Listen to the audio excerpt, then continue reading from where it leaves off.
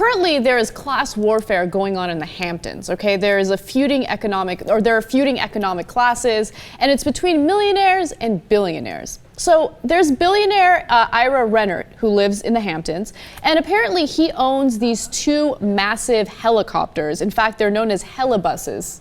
Oh, that's awesome. And they're extremely loud, and members of the Hamptons are concerned about the pollution, the noise, and they want to basically get him to stop flying the damn helicopters around the Hampton area. Okay, so one of those people is Frank Dalene, and he is, also wealthy, but not necessarily as wealthy as Ira Rennert is. Ira Rennert, for those of you who don't know, has owned a lot of different businesses, steel, mining, oil. He's had his hands in almost everything, right? And he literally owns a mansion that is more than 100,000 square feet large. That's what you call a mansion. Well, I'm not sure. Are you surprised by the guy who owns Helibuses? Eventually, they're going to be heli yachts. Not just one, though. Not just one. 2. He needs to have 2. Well, if you're going to have a party in the Hamptons, who's going to want to go through all that traffic? You take all your millionaire and billionaire buddies on your Helibuses. By the way, how funny does that sound? Man, that's a helibus. Yeah, get it.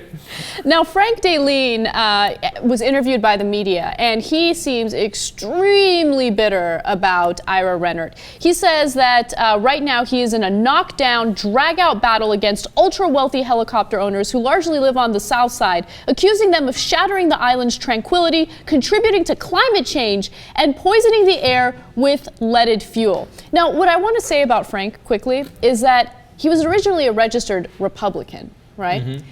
But then he found out that these Republicans are pro-helicopter, so he re-registered as an independent.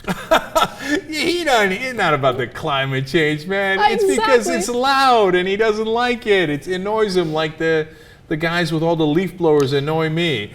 Like, I know, I got it. It used to be a rake, man. Yeah, you drive me crazy in the middle of the day with the leaf blowers. Anyway, yes. He continues to say, I am beginning to think Mr. Rennert is practicing class warfare, throwing their garbage on the other side of the tracks for us poor folks to live with. Dude, you are also wealthy. You are living in the Hamptons in a mansion.